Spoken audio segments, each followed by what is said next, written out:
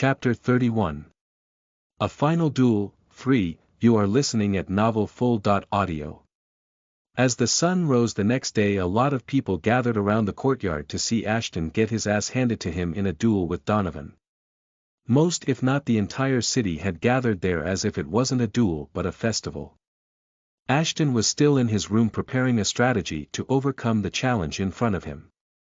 But no matter what he thought, he could not think of one way where he would come out victorious.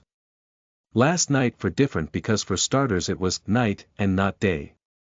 Thus he was able to use his strength to its fullest. Whereas now, he was supposed to fight Donovan under the bright sky. This would definitely put him in an even more disadvantageous situation as his stats would get reduced thanks to the sun.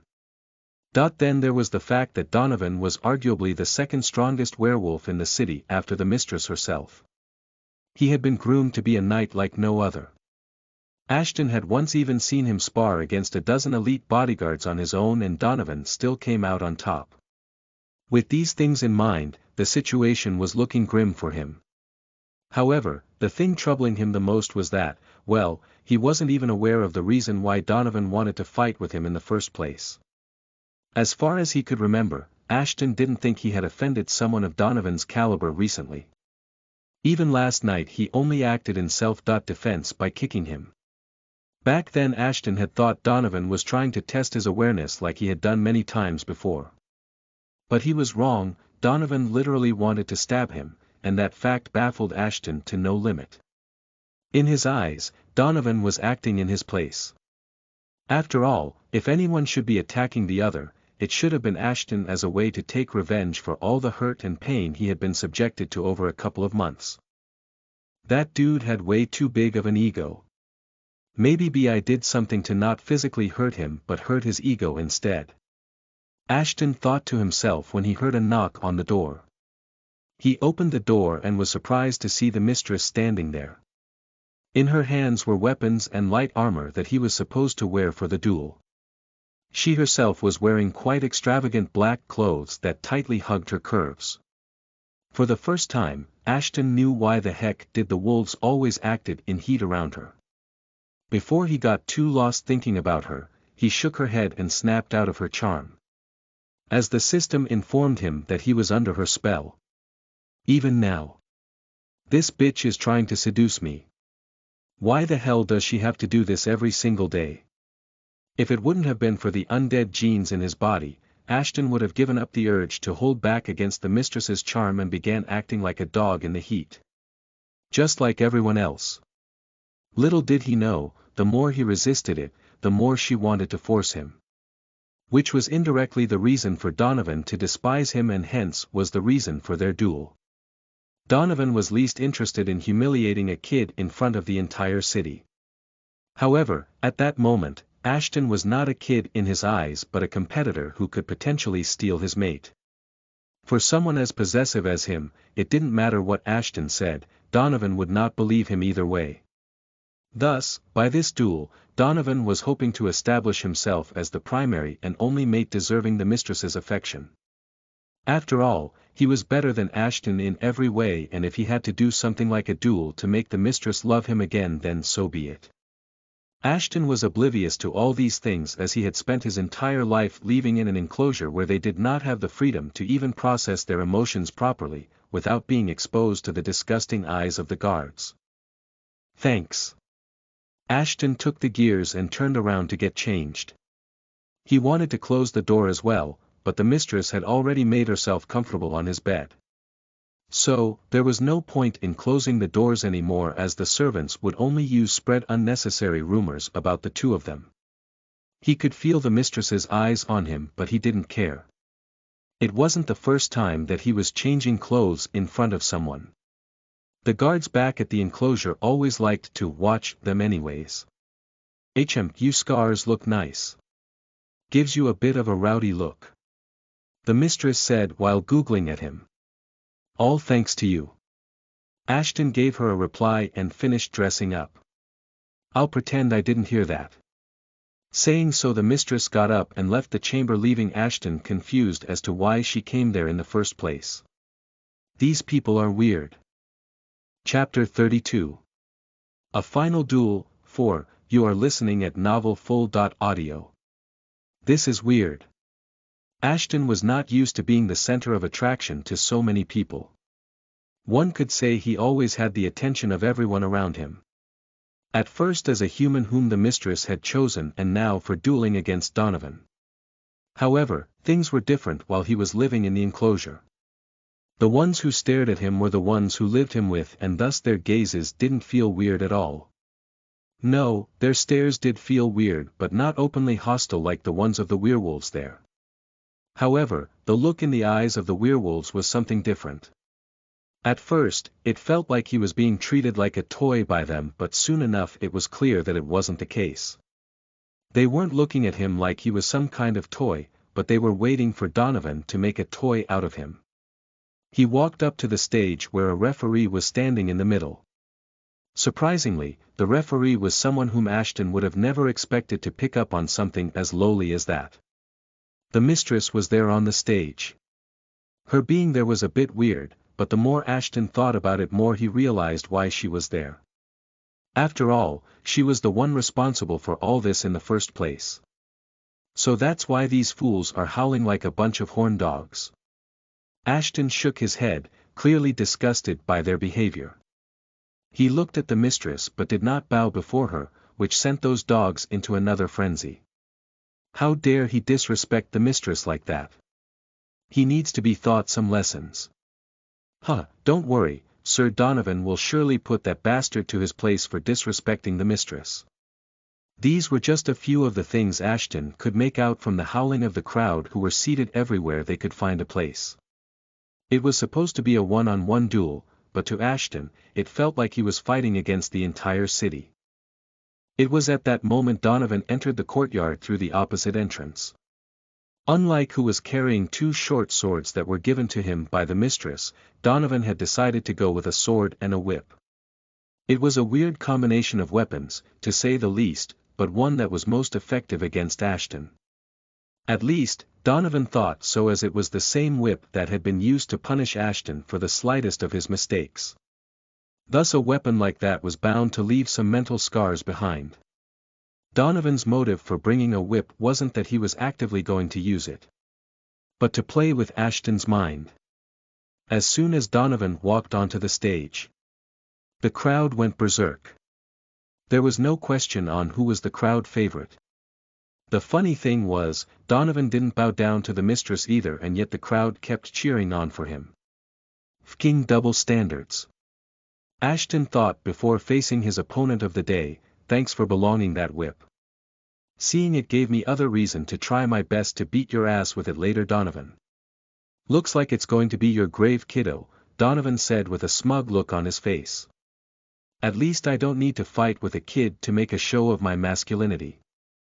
Ashton knew he was going to lose the physical battle already, thus he was not going to back out of the verbal fight without humiliating Donovan. Say what you want, brat, today you will regret ever crossing me. Is it necessary to fight against a kid?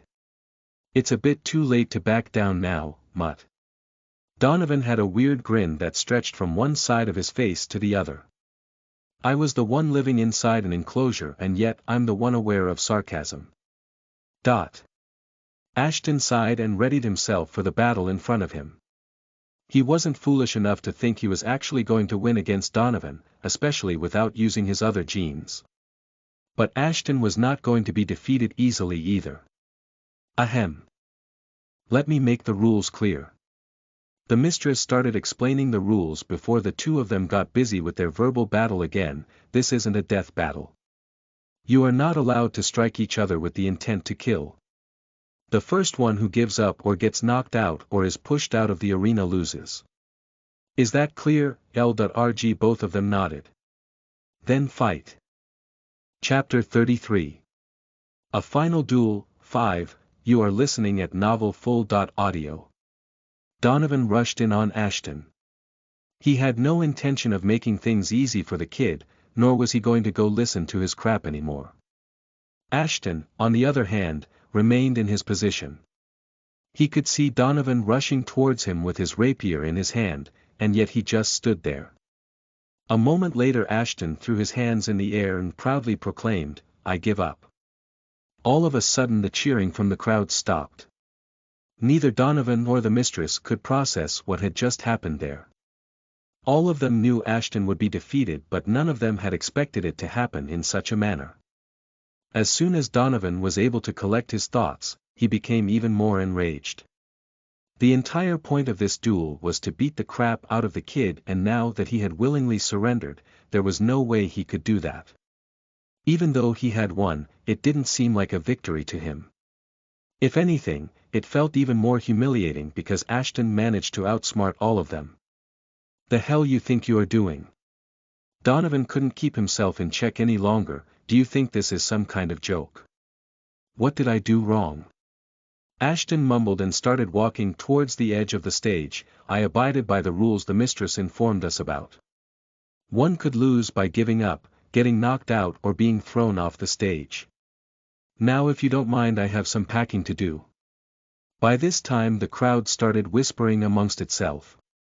Technically, what they wanted had happened and the kid had not done anything wrong either, he just did as the rules stated. Donovan had won, as they had predicted. But even then, they felt as they had been cheated on. Most, if not all of them, had been waiting for Donovan to teach the brat a lesson.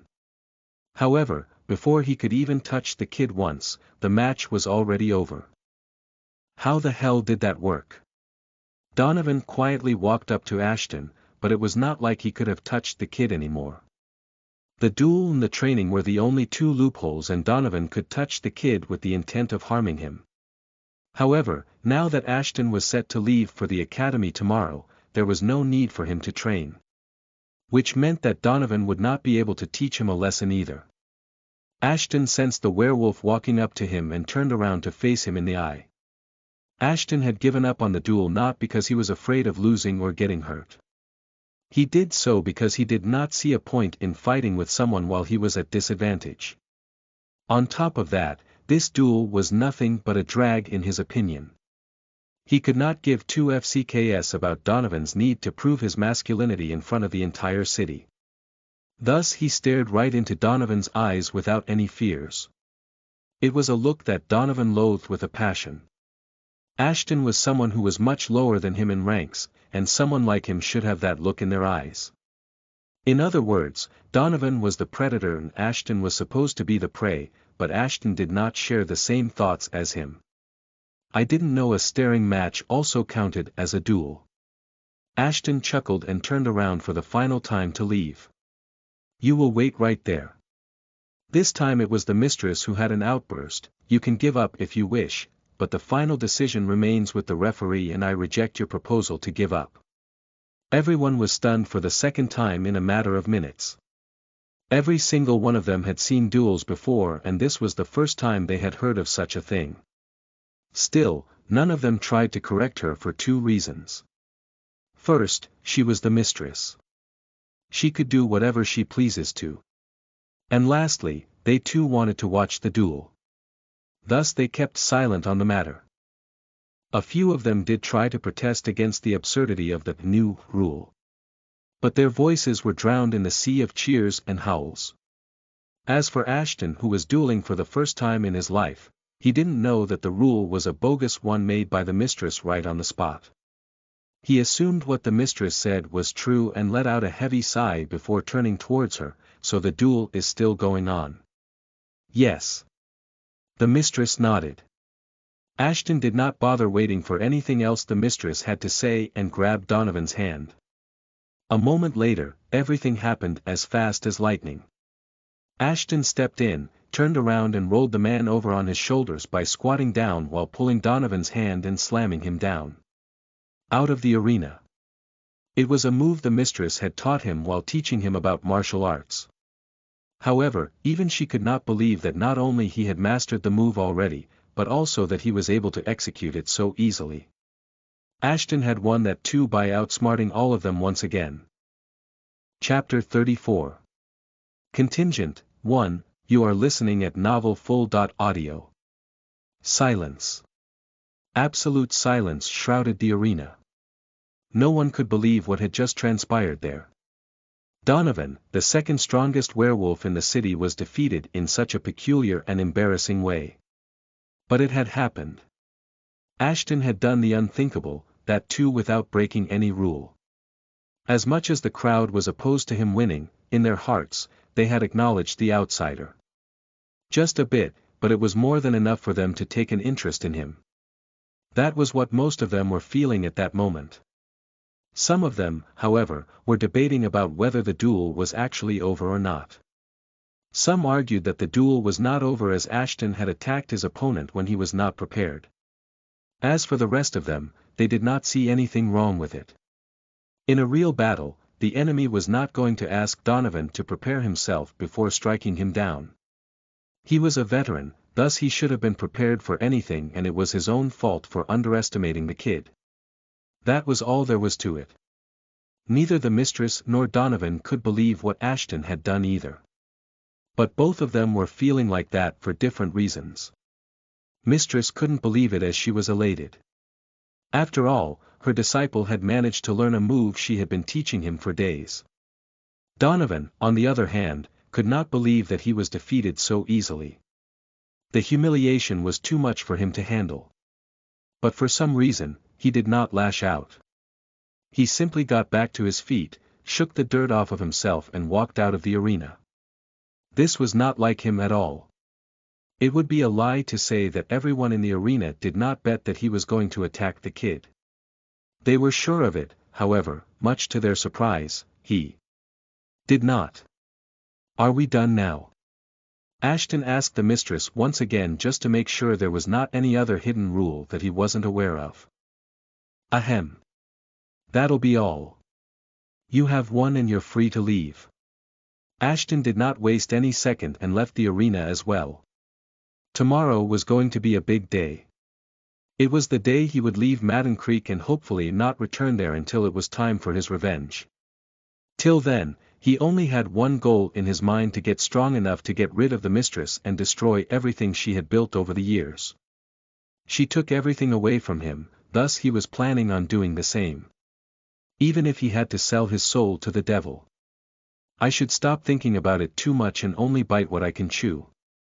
Ashton thought to himself and tried to calm the pounding heart in his chest. Taking baby steps is better than running with crunches. Revenge will come in time. First I need to get stronger. Much stronger than I am now. The day passed without much trouble. No one disturbed Ashton on his last night in Madden Creek. The guards were shooting him nasty looks every now and then. But after the news of his victory over Donovan spread, even the guards did not dare to do anything to him. However, just as a precaution, Ashton did not eat anything that he was offered. He couldn't trust Donovan or his close aides to not try to harm him by poisoning his food. Instead, he consumed the food bars he had stored in his inventory just to be safe. Apart from that, nothing of significance happened. The next morning, Ashton had his stuff packed up and ready to move. There were many things he needed to keep outside as his inventory carried most of his important belongings. After what seemed like hours had passed, someone finally knocked on his door. He opened it up and was greeted by a very fashionably dressed mistress and her bodyguard standing there. Just like the day he was taken away from the enclosure. "Everything prepared?" she asked him. Ashton nodded and grabbed his bag and then headed out with the rest of them. All of them got into several cars and headed to the city, which was plainly referred to as Contingent. Ashton had heard a lot about the city from the mistress. And the way she talked about it seemed like it was the last place the mistress really enjoyed herself. It was probably also the reason why she was accompanying him. As even though she was quite an influential personality, there were rules that even she could not break. One of the prominent ones was about those who forget up the rules. The mistress never told Ashton why she was banned from entering the city, but he had a vague idea about it being somewhat related to attacking her half-sister, the pure-blooded descendant of the king. "Let's go. We do not have time to leisure around." The mistress roared and the drivers raced their cars. Chapter 35. Contingent 2. You are listening at novelfull.audio. Wow. That was the first word that came into Ashton's mind as soon as the city of Contingent came into view. Madden Creek was nothing in comparison to this city, which was to be expected, as Contingent was a city that was not only funded by the royalty of Lycania but from other werewolf kingdoms as well. The kingdom's capital was the only city that was bigger than Contingent. But even then, some said the security of Contingent was much better than that of the capital. Ashton did not know how much truth the claim had to it. But it must have been true if even the mistress could not enter this city as she pleased when she could freely roam around the capital whether she was invited there or not. Also, the city had multiple gates one could use to enter. However, all of these gates were heavily guarded by guards who seemed to be on Donovan's level or maybe a couple of levels below. Either way, they weren't people with whom anyone in their right minds would want to mess. Contingent was a city that defied the odds of architecture and engineering. It was built on top of a mountain range. While the other mountains were covered in snow, the mountain Contingent was made on was weirdly warm with not the slightest bit of white snow covering it. In fact, the areas around the mountain were covered with lush green fields. To say that this planet was weird would have been the understatement of a century. Even though they were yet to enter the city, Ashton could see the skyline is riddled with elaborate skyscrapers and each was more impressive than the next. However, the academy was not the only place of importance there. Since the other kingdoms had funded in its creation, Contingent acted as a trade center as well. Which would account for all the carts and trucks laden with valuable resources Ashton was seeing around them.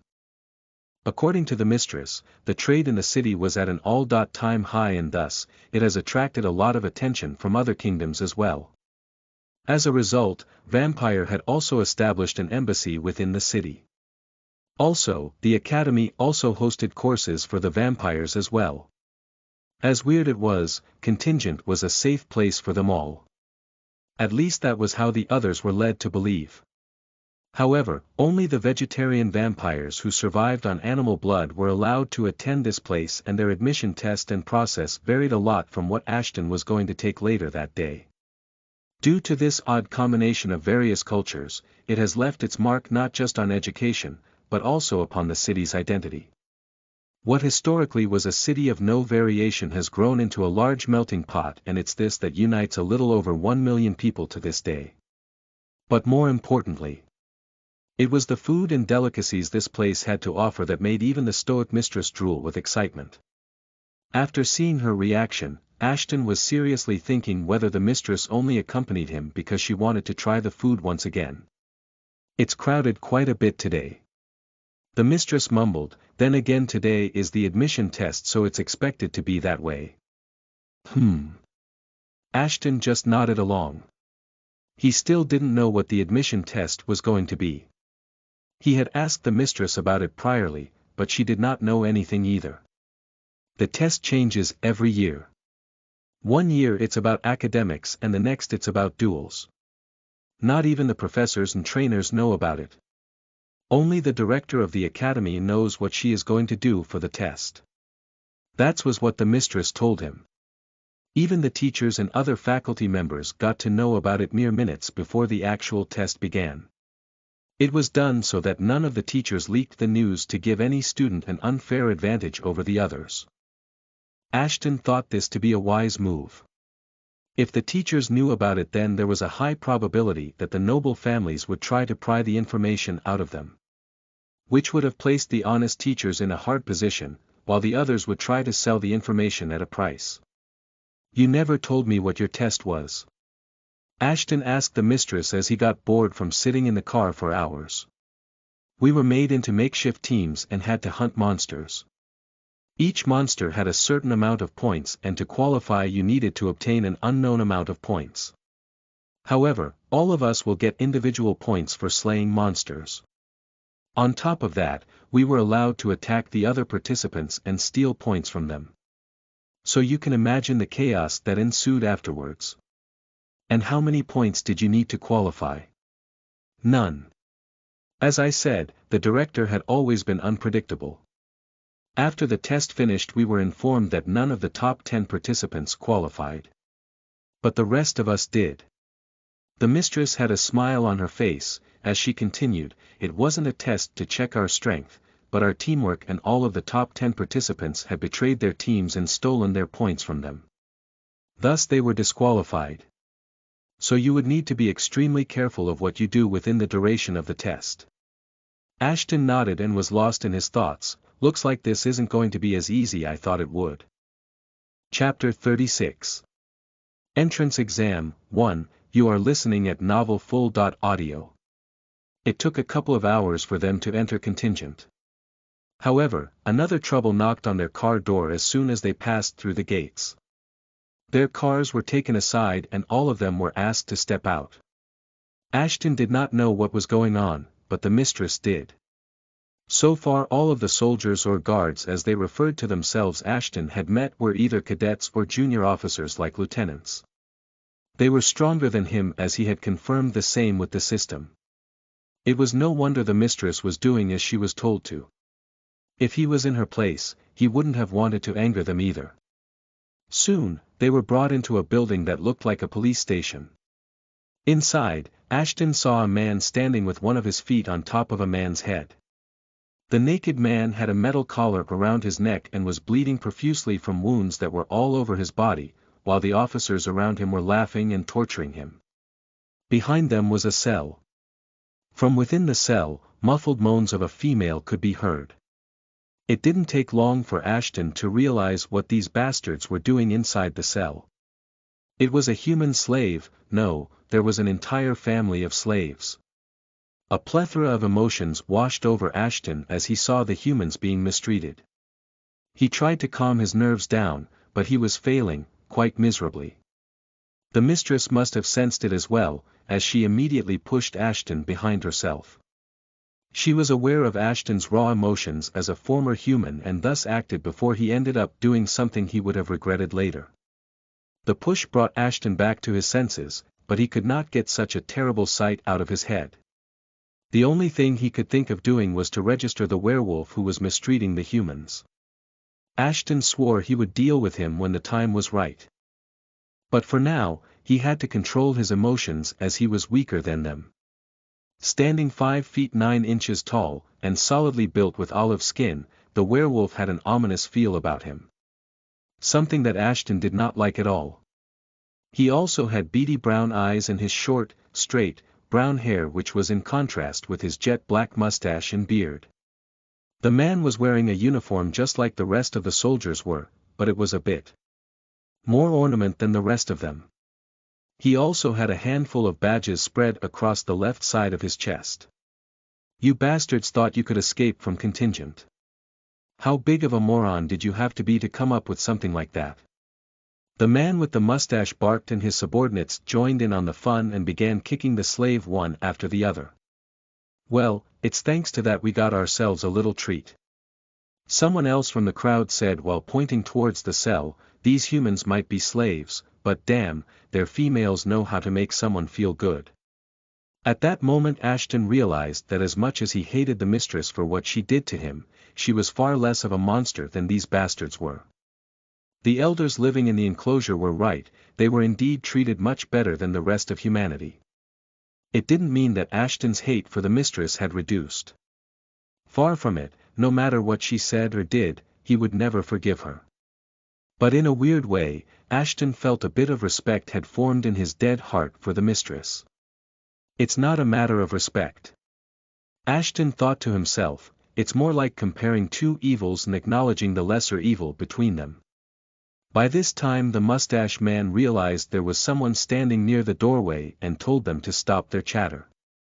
At this moment, the cadet entered the chamber and informed him about the issue. "Ahem, Ms. Mara Bismarck. I suspect you had been banned from entering the city without permission from." The man started speaking but was immediately cut off by the mistress. "Here you go, Captain."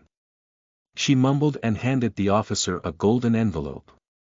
The man opened the envelope and quickly went through its content. As he did that, Ashton could see the man's expression change quicker than lightning.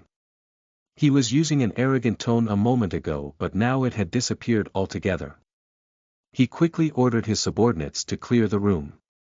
Within a matter of seconds, the power dynamic of the room had shifted and it appeared as if the mistress was the in charge of the facility and not the captain.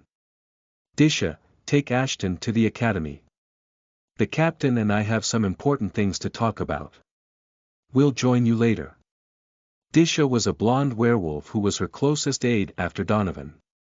She was also one of the only females the mistress had allowed to help train Ashton. Unlike the other werewolves, Ashton felt more comfortable with her as well. Probably because just like him Disha was not born as a werewolf either. In fact, she was from the first batch of humans to have been kept in the enclosure. This fact also helped her get close to Ashton. After all, she was once a human just like him. With the orders being given to them, Disha and Ashton both headed towards the academy, which was the main attraction of the city. However, Ashton did not leave before throwing a soul-chilling look at the captain of the station. The captain had made it to his list of people to kill. Chapter 37. Entrance Exam 2. You are listening at novelfull.audio. And here I was thinking the gate was crowded. Ashton mumbled as the academy came into his view. But there wasn't much he could see apart from the tall buildings that watched over the town. The rest of the mansion was covered with people of different ages and physiques. Thousands upon thousands of adults were there with kids. Some of them were the parents while the others were attendants of the nobles who were there to take the entrance exam. Ashton, on the other hand, had only Disha who was accompanying him. However, he wasn't the only one like that. There were hundreds of others who had come alone. Most of them were not wearing any extravagant clothes. Thus, it was easier for everyone to differentiate between those from noble lineage and those without one. Most of the nobles would have entered the city at least a couple of days ago to get a head start, Disha said as the two of them made their way towards the crowd. Head start? For what? I thought the mistress said no one knew about what the director had planned for the test until she announced it as the ceremony began. Director might be unbiased, but the professors and trainer are not. By getting a head start, I meant that the nobles would try to get a favorable expression for their children. Thus when their children qualify to attend the academy, the professors will keep an eye on them.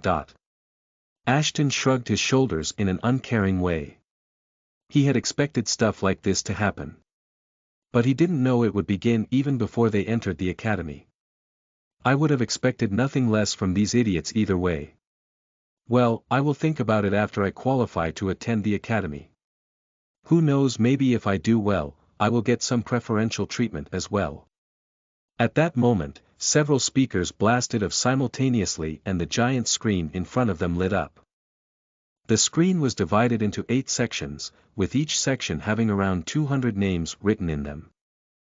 It is my pleasure to see so many young ones trying out to enter our humble institute this year. A strong feminine voice boomed through the speakers. We can talk later to our heart's content, but for now let's get to what all of you have gathered here for. Suddenly the names on the screen disappeared and instead were replaced by a map of some sort. The map was divided into 9 sections.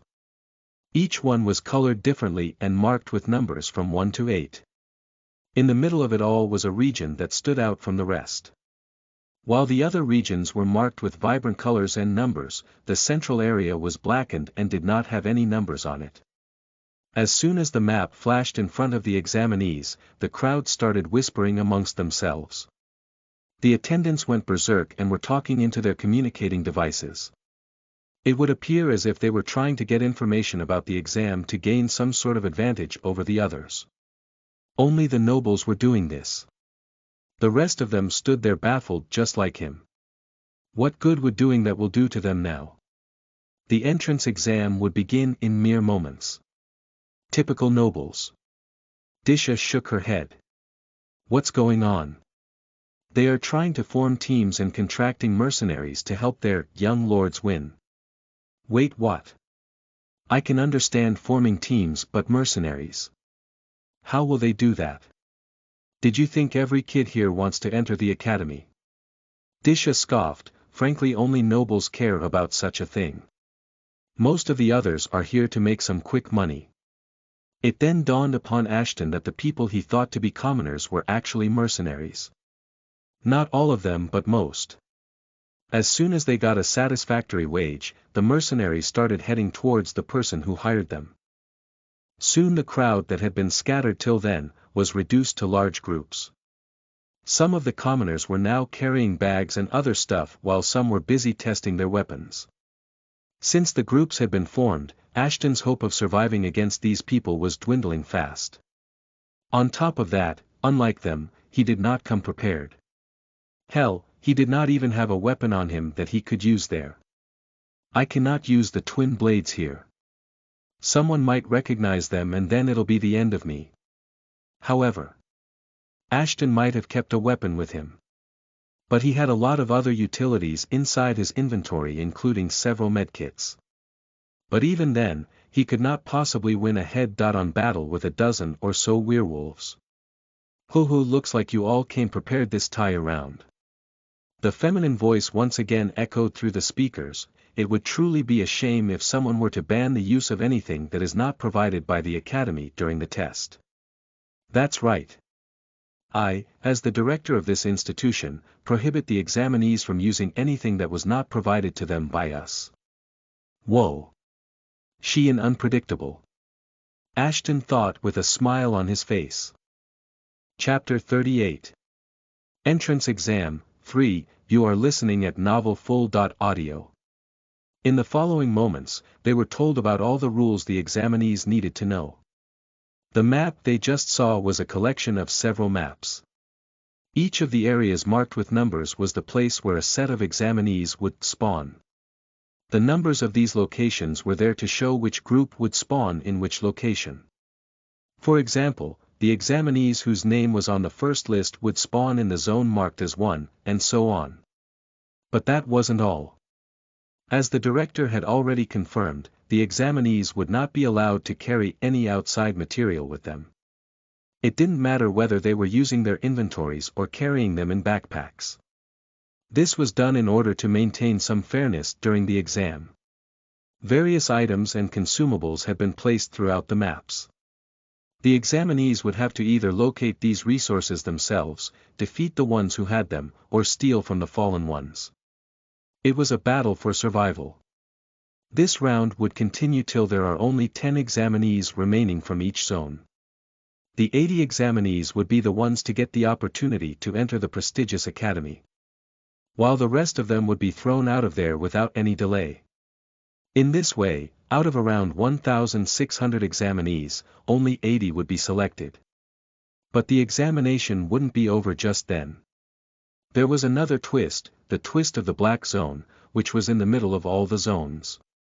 The 80 students would have to face off with each other in the same manner of Battle Royale one last time. But this time, none of them would be kicked out of the academy. This last round of the exam would be held solely in a way to rank them into different grades, ranging from S, A, B, C, and D, based on their abilities.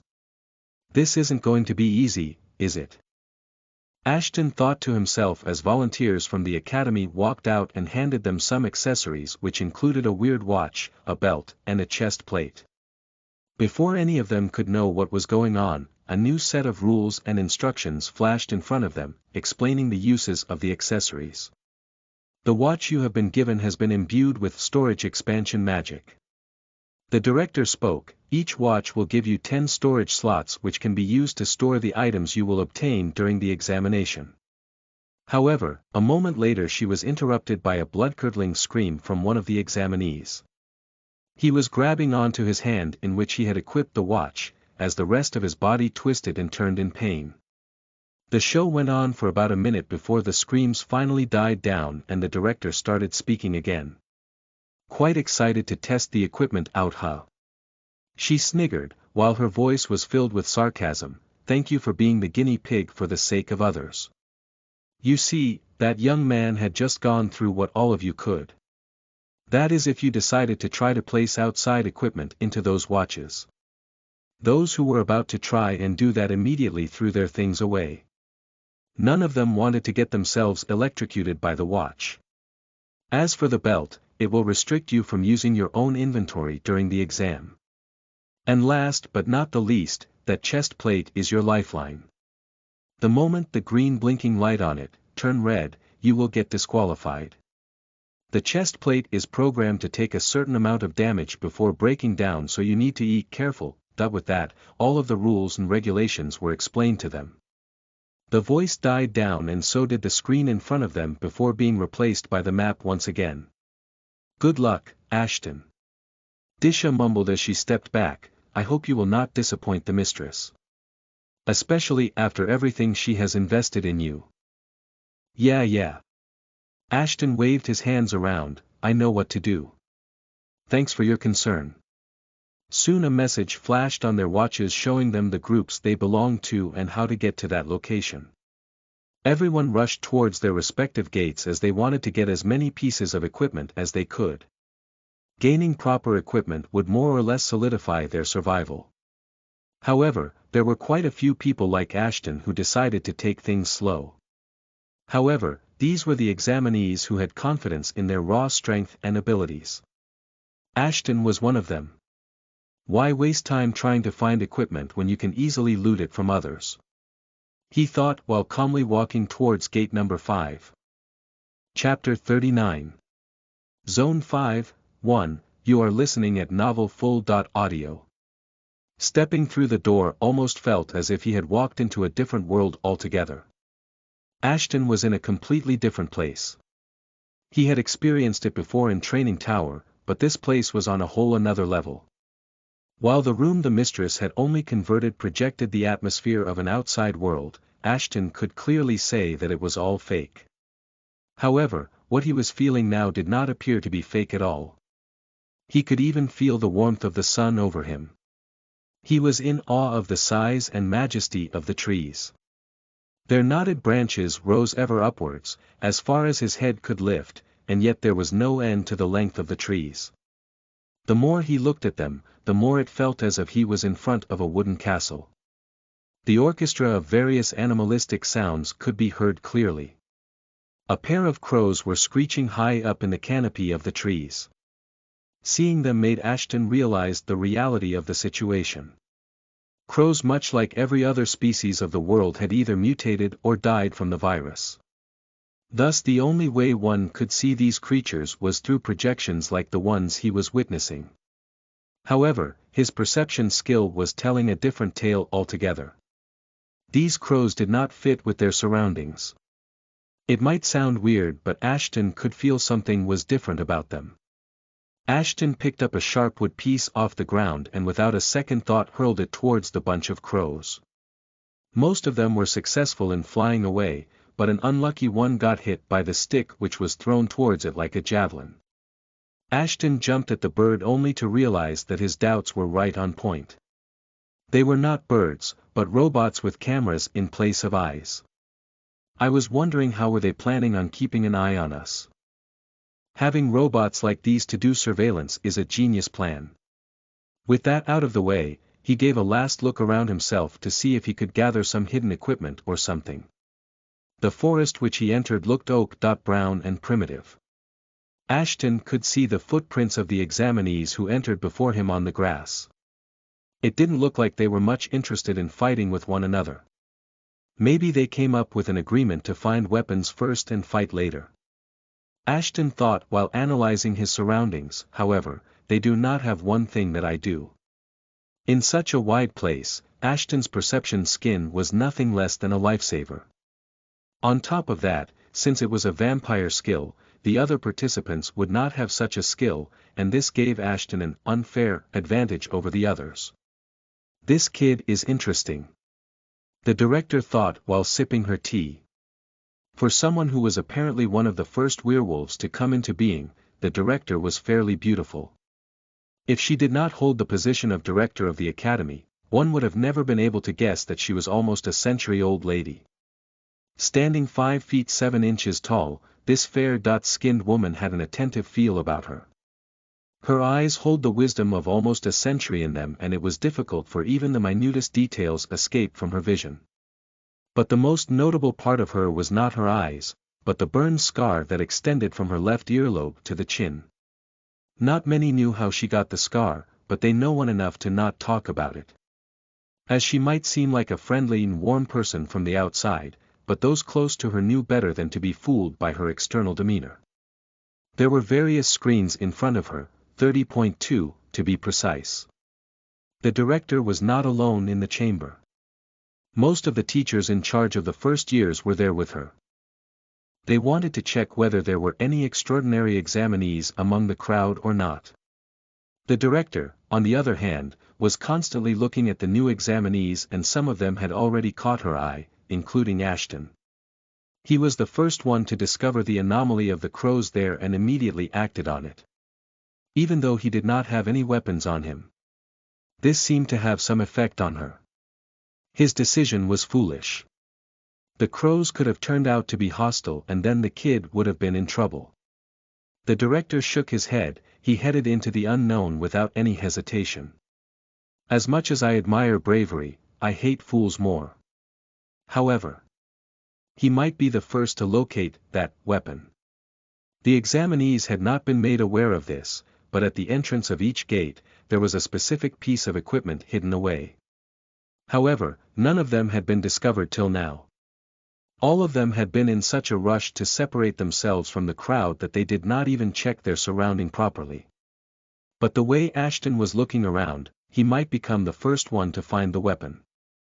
Chapter 40. Zone 5, 2, you are listening at novelfull.audio. There is something behind this bush. Ashton thought and headed deeper into the bushes. The forest he was in was filled with bushes all over. But this particular bush was different. It was faint and almost unrecognizable, but there were clear signs that the bush had been interfered with. By interference, Ashton meant that the bush looked more as if someone had slashed it and then tried to cover it up, but did a poor job. Could this be a trap? As he was making his way deeper and deeper into the bush, Ashton realized that it might as well be a trap. Since he knew that the examinees could use the natural resources of the zone, there was a high chance that one of them had used the branches and vines to make a trap for the others. It is better to check things out rather than jumping headfirst into the unknown. Ashton quickly backtracked his footsteps to where he had shot down the crow. Well, this is one way to confirm my suspicions. He threw the broken crow into the bush with all his might and listened. A moment later there was a loud clunking noise. Ashton carefully followed the noise, and there it was. A hidden chest right in the middle of the bushes. The chest looked quite old but was well decorated with ornaments. It almost felt as if the chest was begging him to open it. I really was overthinking things. Ashton shook his head and opened the chest. However, as soon as he opened the chest, someone shot an arrow at him. However, thanks to his enhanced perception skill, Ashton easily dodged the arrow. But he could feel something was off. The next moment, there was a blinking notification in front of him. You have been affected by